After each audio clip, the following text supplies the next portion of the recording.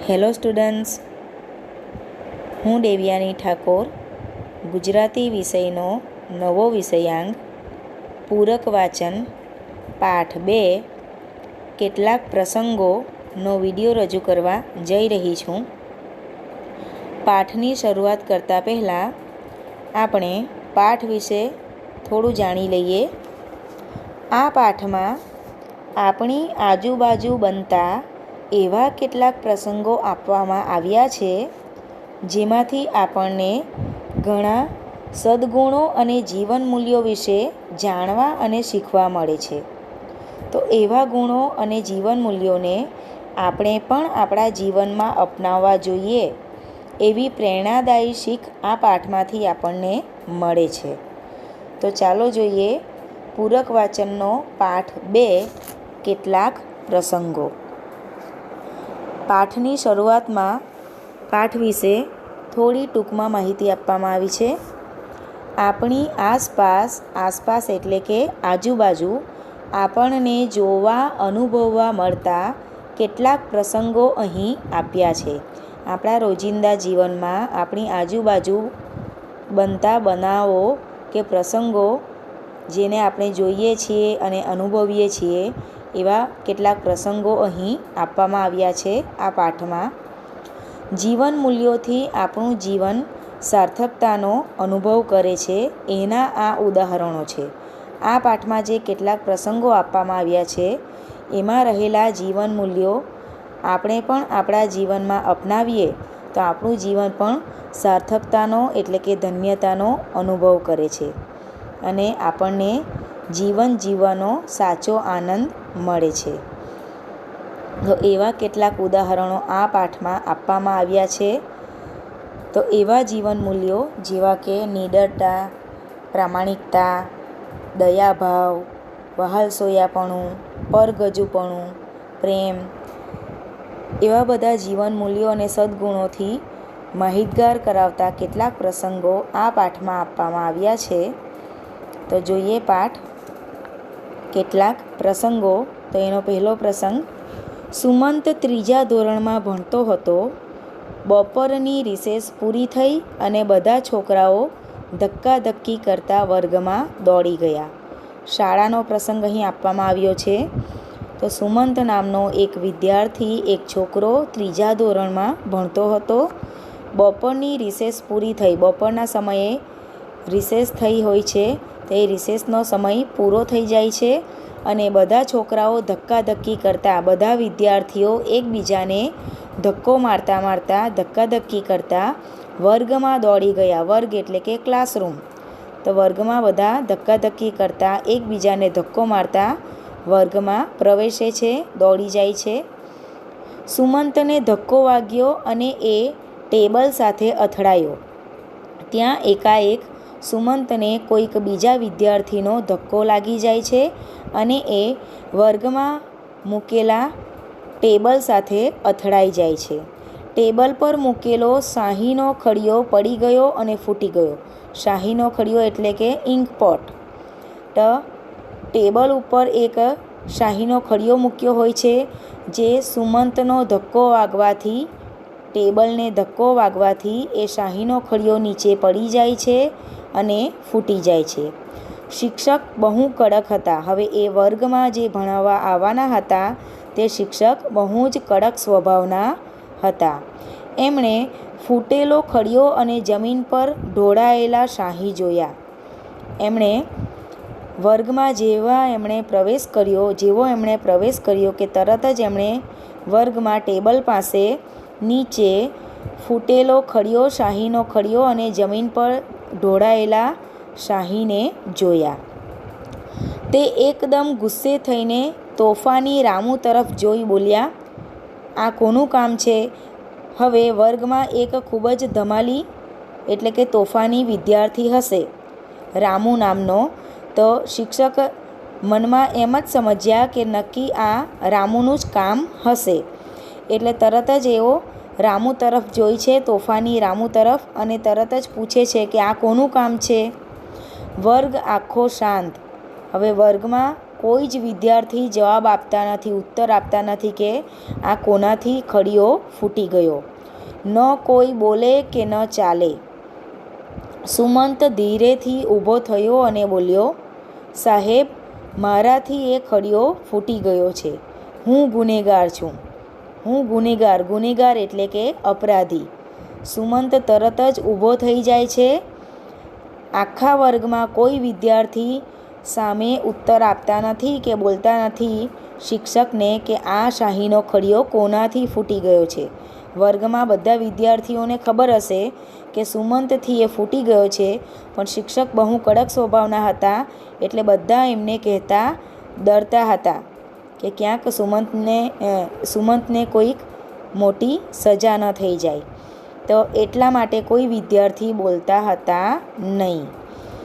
તો સુમંત પોતે જાતે જ પોતાની ભૂલ કબૂલે છે, પોતાનો ગુનો કબૂલી લે છે અને ઊભો થઈને બોલે છે શિક્ષકને કે સાહેબ, મારાથી જ એ ખડીઓ ફૂટી ગયો છે. હું ગુનેગાર છું. હું અપરાધી છું. શિક્ષક સાચા બોલા નીડર છોકરા તરફ જોઈ રહ્યા. સુમંતમાં આ ગુણ હતો. કયો?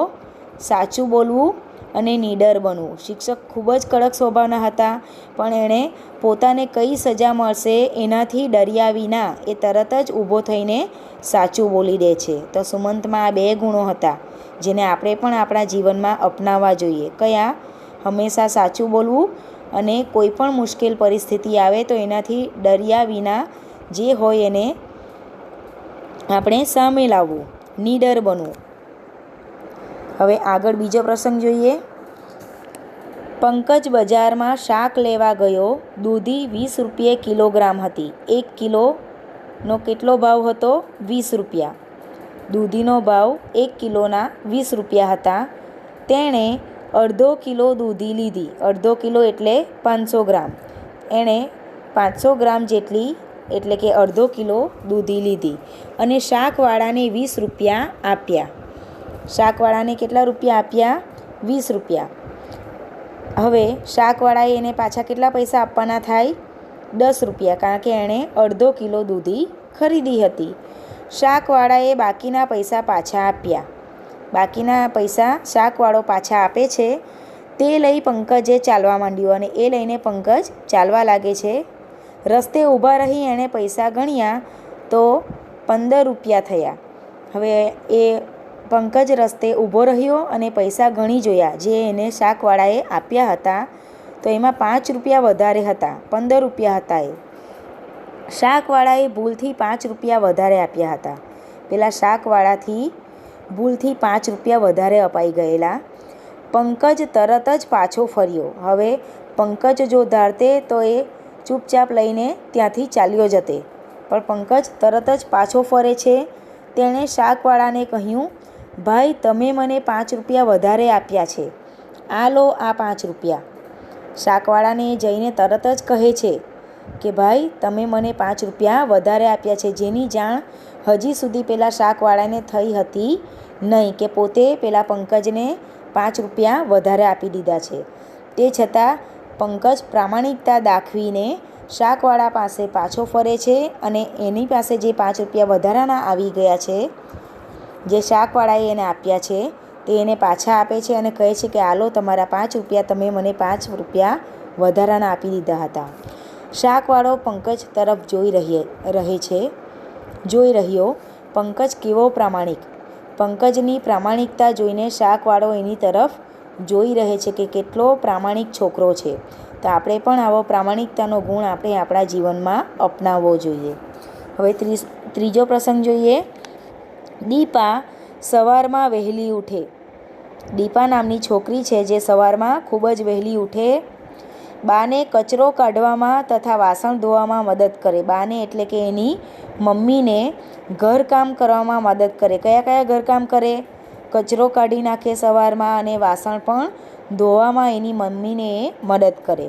દાદીમાને દેવ સેવા માટે ફૂલ લાવી આપે.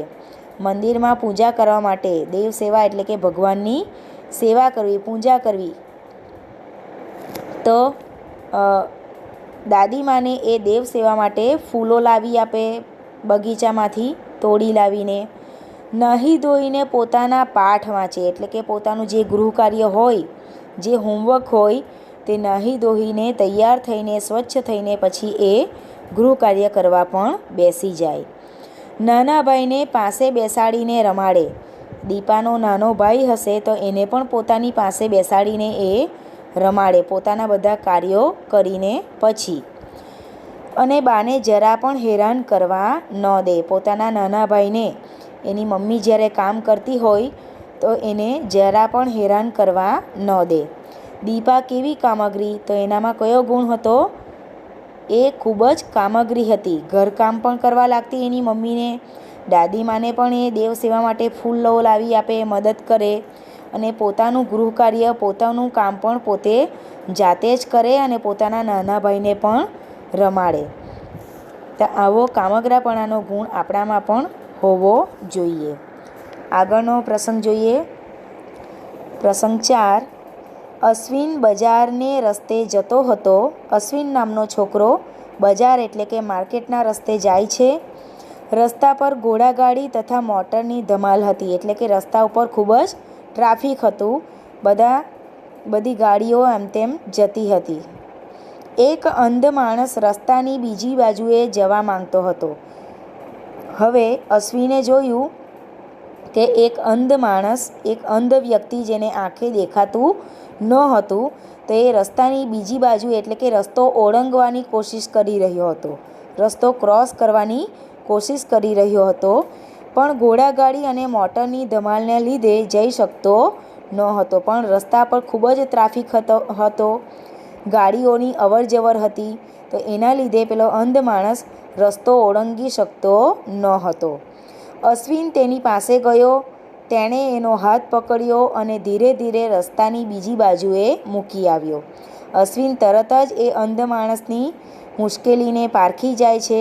તરત જ એની પાસે જાય છે અને એનો હાથ પકડીને ધીરે ધીરે એને રસ્તાની બીજી બાજુએ મૂકી આવે છે. આવી રીતે અંધ માણસની મદદ કરે છે.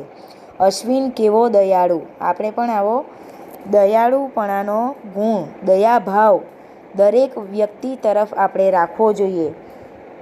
પછી ભલે કોઈ વૃદ્ધ માણસ હોય, આવી રીતે શરીરે અપંગ વ્યક્તિ હોય કે નાના બાળકો હોય, ગરીબ માણસો હોય, અનાથ બાળકો હોય, દરેક પ્રત્યે આપણે દયાભાવ રાખવો જોઈએ અને એમની સાથે પ્રેમપૂર્વક વ્યવહાર કરવો જોઈએ. તેમને આપણાથી બનતી મદદ પણ કરવી જોઈએ. હવે જોઈએ 5મો પ્રસંગ. ખુશાલીની બહેનપણી પૂજાની વર્ષગાંઠ હતી. વર્ષગાંઠ એટલે કે જન્મદિન, બર્થડે. તો ખુશાલીની બહેનપણી એટલે કે એની જે ફ્રેન્ડ હોય છે પૂજા, એની વર્ષગાંઠ હતી, એનો જન્મદિવસ હતો. 5-7 બહેનપણીઓ ભેગી થઈ હતી. હવે પૂજાએ એની બધી બહેનપણીઓને પોતાના જન્મદિન નિમિત્તે બોલાવી હતી. ખુશાલી પણ હતી એમાં.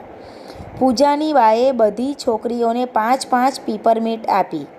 પૂજાની બા એટલે કે પૂજાની મમ્મીએ પૂજાની જે બહેનપણીઓ આવી હતી એ બધી બહેનપણીઓને 5-5 પીપરમીન્ટ, એક જાતની ચોકલેટ, તે બધાને આપે છે.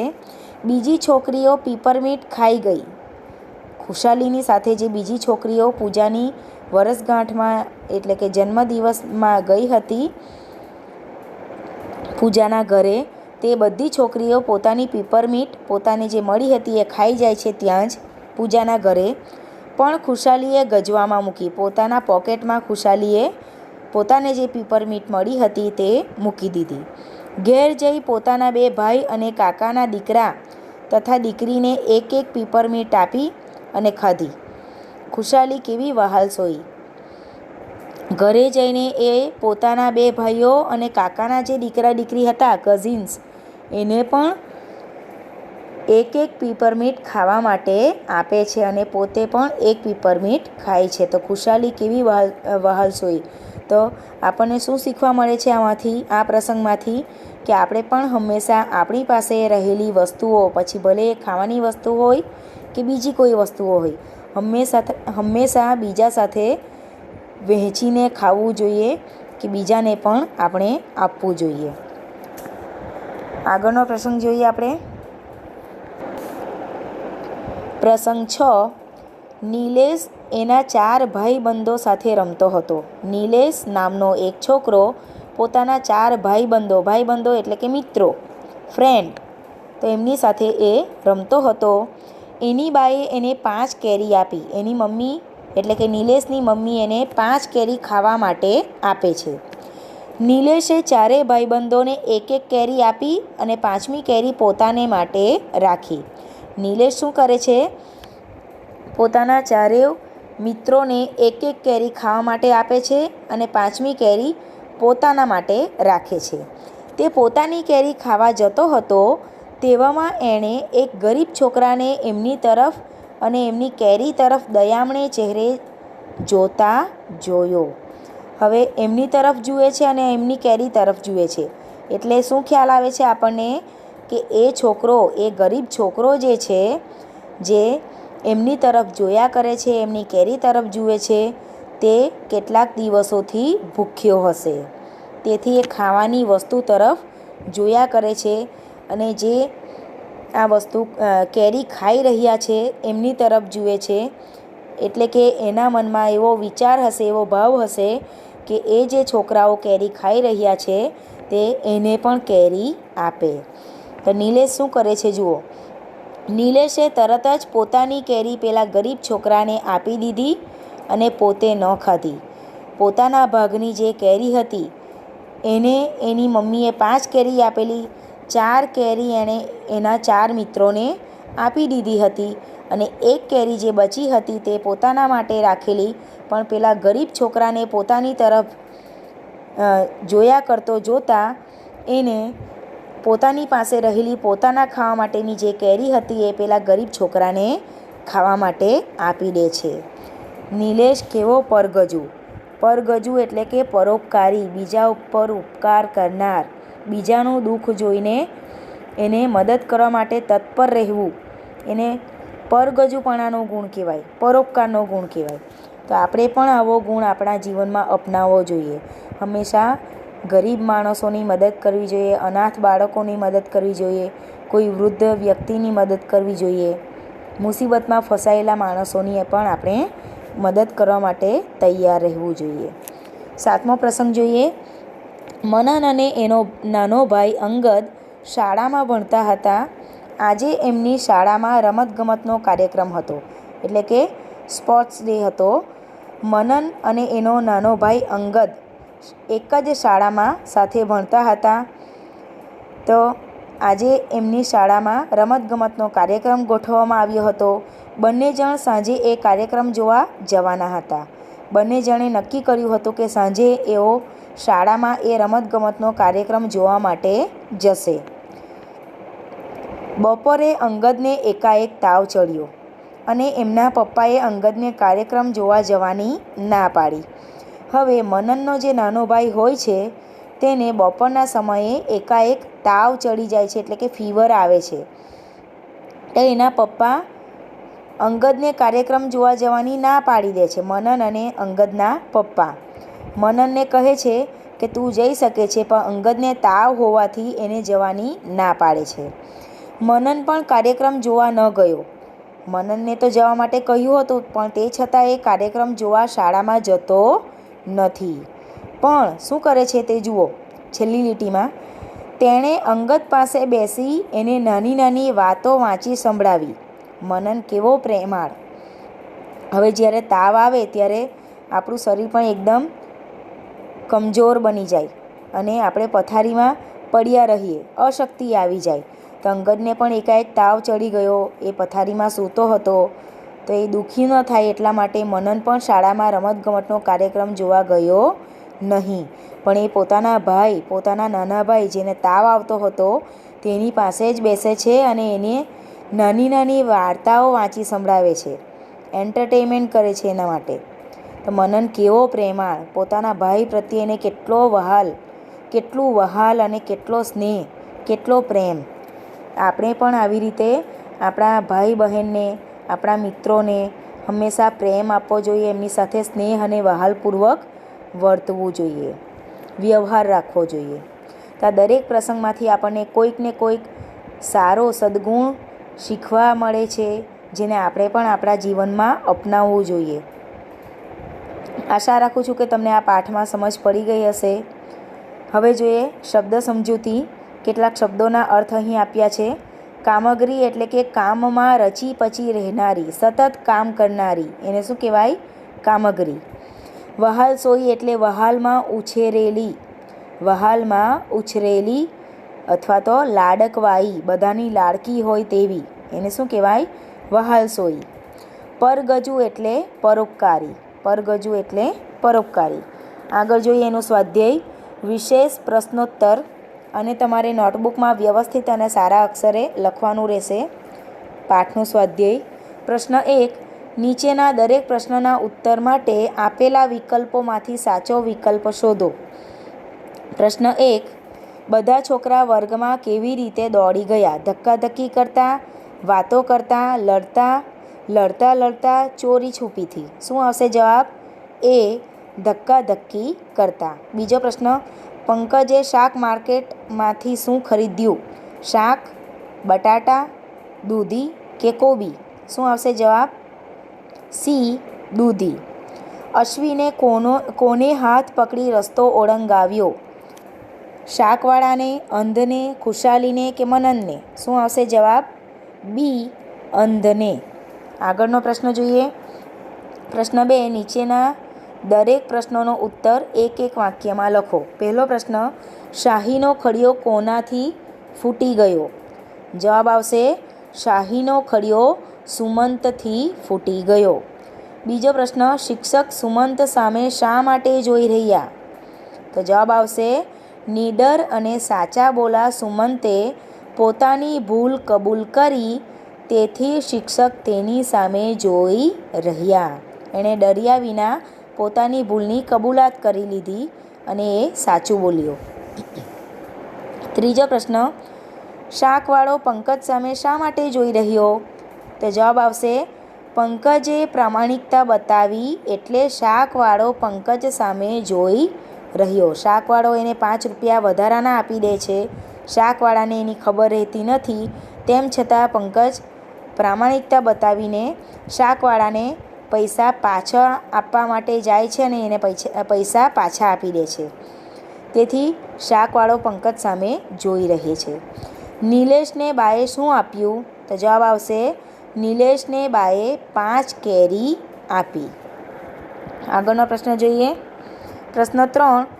નીચે વિભાગ અમાં સદગુણ અને વિભાગ બમાં એ સદગુણ દર્શાવનારના નામ છે.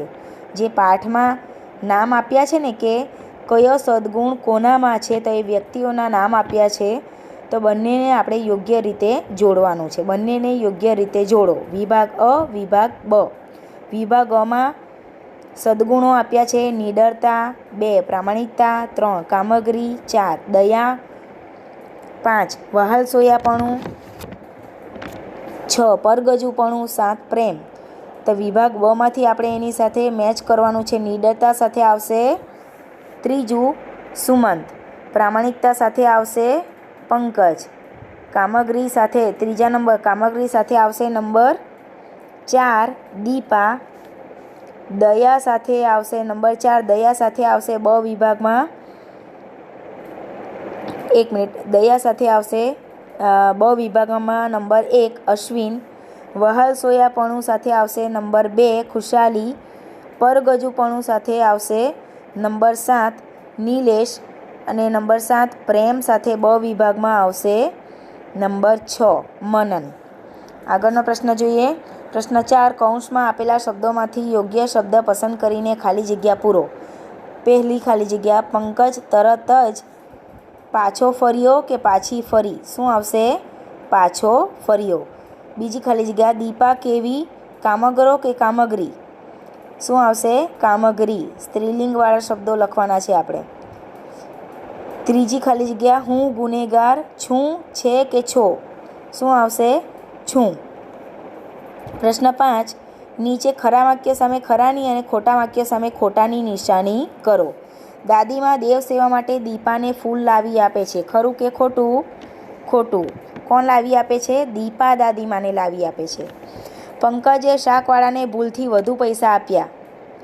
ખોટું. શાકવાળો ભૂલથી પંકજને વધારે પૈસા આપી દે છે. ખુશાલીની વર્ષગાંઠ હતી. ખરું કે ખોટું? ખોટું. કોની વર્ષગાંઠ હતી? ખુશાલીની બહેનપણી પૂજાની. બાએ નિલેશને 5 કેરીઓ આપી. સાચું.